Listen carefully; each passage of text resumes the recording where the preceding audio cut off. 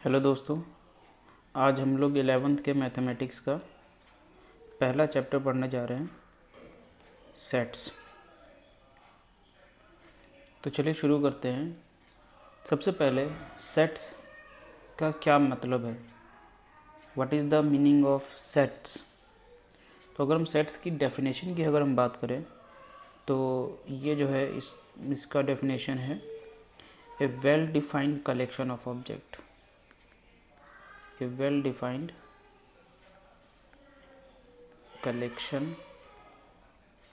of object।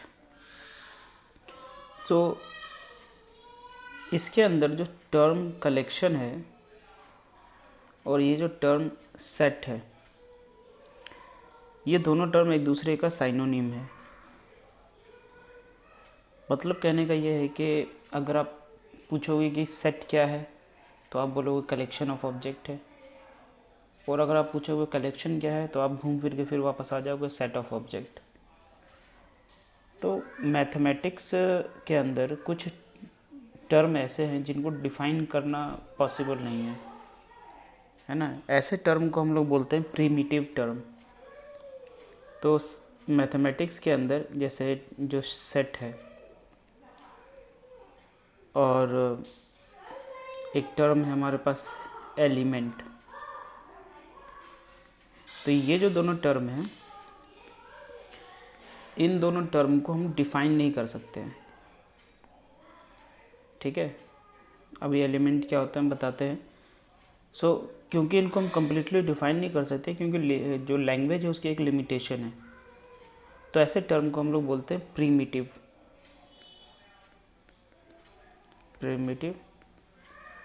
ठीक है ना, क्योंकि इनको हम डिफ़ाइन नहीं कर सकते। तो कहने का मतलब है कि सेट क्या है, तो हमने बोला कलेक्शन ऑफ ऑब्जेक्ट है, वो भी किस तरह का कलेक्शन, वेल डिफाइंड कलेक्शन। तो एग्जांपल हम लोग कुछ लेकर देखते हैं कि जैसे कि अगर हम किसी कलेक्शन की बात करें तो जैसे एक एग्जांपल है कि कलेक्शन ऑफ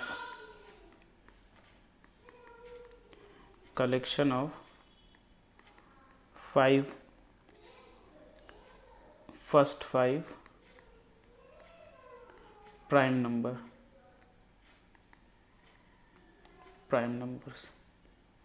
तो अगर मैं इस कलेक्शन की बात करता हूँ कि फर्स्ट 5 प्राइम नंबर का कलेक्शन, तो आप किन नंबर्स को इनमें रखोगे। जैसे 2 हो गया, 3 हो गया, 5 हो गया, 7 हो गया, 11 हो गया। तो ये नंबर जो है वो फर्स्ट 5 प्राइम नंबर का कलेक्शन है। तो क्योंकि ये कलेक्शन है और ये वेल डिफाइंड है, तो इस कलेक्शन को हम लोग क्या बोल सकते हैं, सेट बोल सकते हैं। फॉर एग्ज़ाम्पल लेते हैं हम लोग, जैसे अगर मैं बोलूँ कि collection of vowels in English alphabet, collection of vowels in English alphabet. ठीक है, तो इंग्लिश अल्फ़ाबेट में कलेक्शन ऑफ वोवेल्स की अगर हम बात करें तो हम किन जो है अल्फ़ाबेट को हम लोग उनके अंदर रखेंगे, तो हम रखेंगे ए, ई, आई, ओ, यू। ठीक है, मतलब अगर मैं collection of vowels in English alphabet बोलता हूँ तो इसका मतलब यही अल्फ़ाबेट्स है और कोई दूसरे अल्फ़ाबेट्स इनके अंदर नहीं आ सकते हैं। तो ये वेल डिफाइंड कलेक्शन है। तो क्योंकि ये एक वेल डिफाइंड कलेक्शन है तो इसको भी हम क्या बोल सकते हैं, सेट बोल सकते हैं। लेकिन हम कुछ ऐसे कलेक्शन को भी हम लोग एग्जांपल में ले सकते हैं जो वेल डिफाइंड नहीं होता है। जैसे कि अगर मैं बोलूँ कि कलेक्शन ऑफ फेवरेट बुक्स, ठीक है ना, एक कलेक्शन ऑफ फेवरेट बुक्स। तो अगर मैं इस कलेक्शन की बात करूं तो ये एक वेल डिफाइंड कलेक्शन नहीं है। क्यों? क्योंकि फेवरेट बुक्स जो है वो हर इंडिविजुअल के लिए अलग हो सकता है ना। आपके लिए फेवरेट बुक्स अलग होंगे, मेरे लिए फेवरेट बुक्स की कलेक्शन अलग होगी। तो क्योंकि ये एक वेल डिफाइंड कलेक्शन नहीं है तो इसको हम सेट नहीं बोल सकते हैं। तो ये सेट नहीं है। ठीक है, तो मेरे ख्याल से इस बात समझ में आ गई होगी कि सेट किन्हें बोलते हैं और किस तरह कलेक्शन को सेट बोलते हैं, किसे सेट नहीं बोलते हैं। अब जैसे हमने ऊपर के एग्जांपल्स में देखा कि जैसे पहले एग्जांपल के अंदर जो प्राइम नंबर का फर्स्ट 5 प्राइम नंबर का जो कलेक्शन था, तो उस कलेक्शन के अंदर जो टर्म आ रहे थे जैसे 2, 3, 5, 7, 11, ये जो उस कलेक्शन के अंदर टर्म्स थे, इनको हम लोग बोलते हैं एलिमेंट्स। क्या बोलते हैं इसको? इसी तरह से अगर हम अपने दूसरे एग्जांपल में देखें, जैसे दूसरे एग्जांपल में जो उसके अंदर जो मतलब एलिमेंट्स थे वो थे ए, ई, आई, ओ, यू। तो ये भी हमारे क्या कहलाएंगे? एलिमेंट्स कहलाएंगे। ठीक है। तो मैथमेटिक्स के अंदर सेट को रिप्रेजेंट करने के लिए, सेट्स को रिप्रेजेंट करने के लिए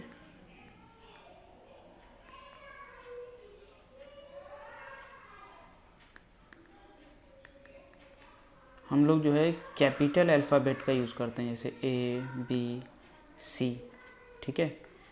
और उसके एलिमेंट्स को रिप्रेजेंट करने के लिए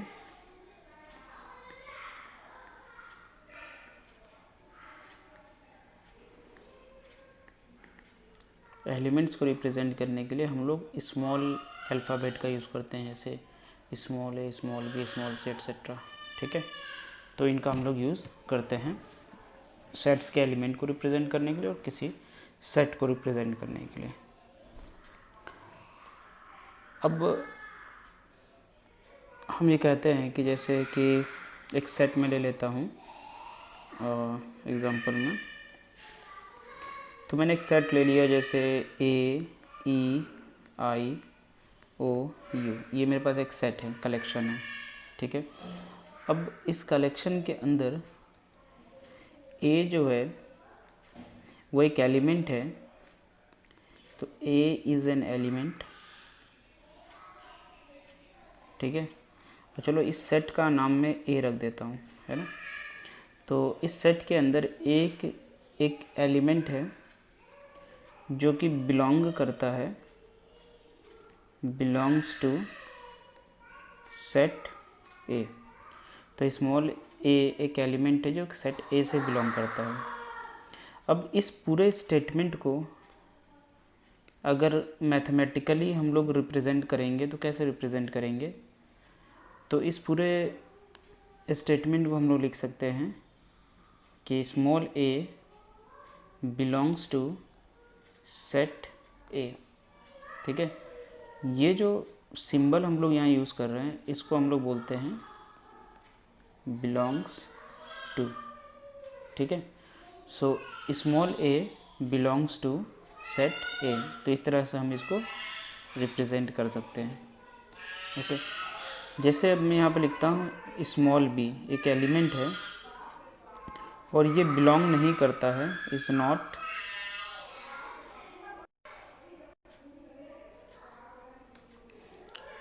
बिलोंग्स टू